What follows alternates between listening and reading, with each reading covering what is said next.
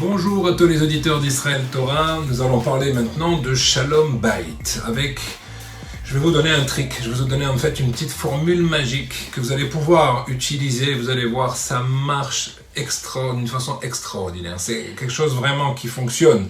Pourquoi ça fonctionne? Tout simplement parce que ça fait partie du bon sens. Si on réalise, et ça c'est ce qu'un homme doit réaliser, c'est que quand il rentre à la maison, il y a un nouveau travail qui l'attend. C'est vrai que l'homme aimerait, après une journée de travail, mettre les pieds sous la table et se faire servir, mais il pourra l'obtenir, mais à condition de respecter certaines choses au préalable. Et donc, de bien comprendre ces points-là qui sont fondamentaux, et vous allez voir que ça va vous changer complètement l'ambiance à la maison. On connaît tous ces problèmes. Nous, on arrive après une journée de travail. Là, on a envie d'avoir du calme. Et là, ça commence. Le feu ébouillonne quand on rentre à la maison. Les plaintes pour ça, les problèmes de l'autre côté, les enfants, etc., etc. Et donc, très souvent, on n'a pas tout le temps les forces pour pouvoir s'occuper de cela. Et tout simplement, je vais vous expliquer que le problème, c'est qu'on ne sait pas préparer.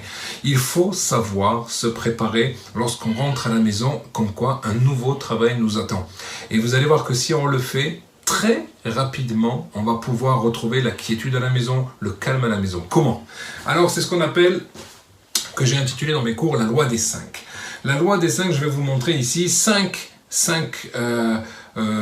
points clés qui vont vous permettre véritablement, si vous les respectez, d'avoir une super ambiance à la maison et une femme au sourire, radieuse comme il se doit. Alors, d'abord comprendre un fondement de base qui est essentiel en termes de Shalom Bayit. C'est que il faut savoir que dans l'essence même d'une épouse, je ne vais pas maintenant développer cela, on n'a pas le temps, mais en tout cas, il faut savoir qu'une épouse, ce qu'elle souhaite au plus profond d'elle-même, c'est trouver grâce aux yeux de son époux. Et même si elle ne le dit pas, même si elle ne montre pas cela, ou parfois même ce serait le contraire, sachez qu'au fond d'elle-même, dans son essence, c'est oui, cela, et en fait, tout ce qu'elle réagit d'une façon difficile, c'est en fait parce qu'elle souffre de ne pas arriver à ce point-là. Alors, donc voilà, d'où l'importance de l'époux, de prêter attention à elle, parce que c'est quelque chose qui n'est pas uniquement, on est un gentleman, on gère, non, c'est plus que cela. La Torah nous explique comme quoi une femme qui n'arrive pas à ce point-là, elle est morte. Spirituellement, ça veut dire que intérieurement, elle n'a pas d'oxygène. Et donc le rôle de l'homme est d'aller lui donner cet oxygène-là, pour que justement elle prenne des forces et à ce moment-là que l'entente se fasse, qu'elle mette l'époux à sa place et que de par le fait que lui-même la met à sa véritable place également. On ne va pas tout développer maintenant, mais donc je vais revenir sur cette loi des 5 qui est fondamentale.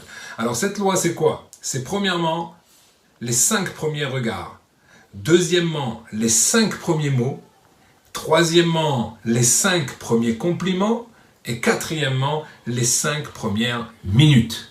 Donc je vais développer ça, vous allez voir très rapidement, mais je vous dis, ça fonctionne de fou.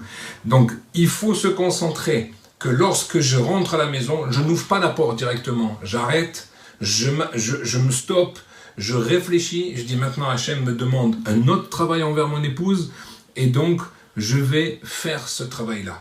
Donc faire attention aux 5 premiers regards. Si vous avez mis de l'intensité, vous n'aurez pas besoin de passer beaucoup de temps. Très souvent l'erreur, c'est que les hommes ne mettent pas de la qualité et donc ils sont obligés, la femme va demander du temps, elle va demander des tâches, pourquoi? Pour recevoir cette qualité. Elle n'a pas reçu en fait la qualité, elle va demander la quantité, mais c'est pas ça qui va la remplir. Malheureusement, elle-même ne le sait pas. Donc il faut faire attention au niveau donc des 5 premiers regards, que ce soit des regards intensifs, aimants.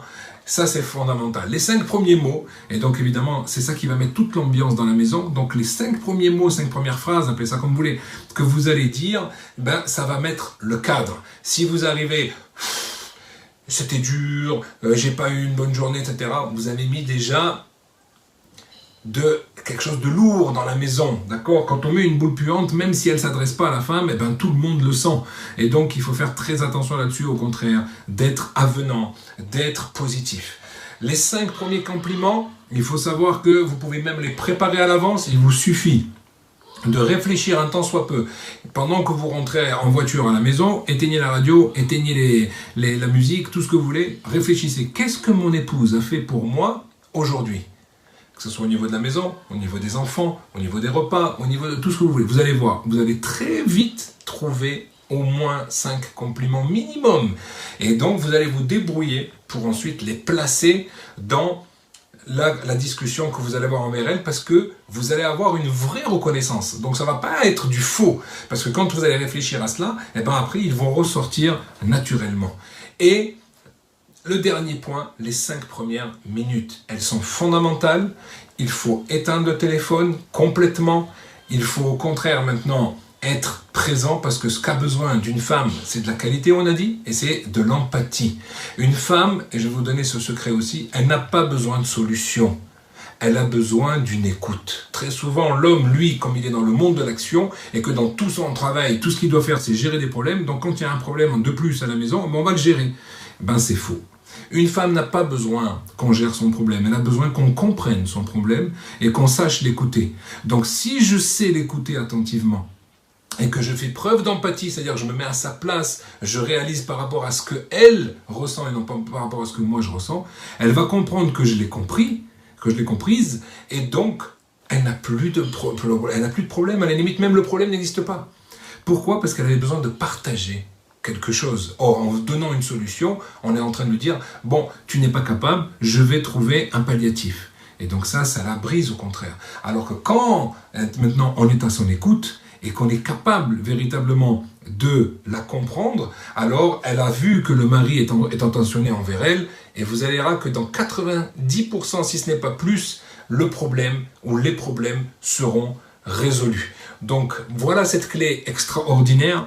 Retenir qu'une femme n'a pas besoin de solution, elle a besoin d'écoute. Retenir qu'une femme n'a pas besoin de présence, mais elle a besoin d'écoute, et d'écoute de qualité. Et troisièmement, qu'une femme n'a pas besoin en fait de cadeaux. Il faut savoir aussi que c'est une erreur que souvent les gens font. Elle n'a pas besoin d'un cadeau, elle a besoin d'attention. Et vous verrez que très souvent, un petit mot bien placé dans un sac à main ou laissé sur la table de quelque part ou dans la chambre vaut bien plus qu'un diamant en fin d'année. Mais un petit mot régulier, un petit compliment régulier. Et vous allez voir que grâce à cela, vous allez complètement changer, Bezrat Hashem, l'ambiance de la maison. À vous de jouer. Amen, Kenya.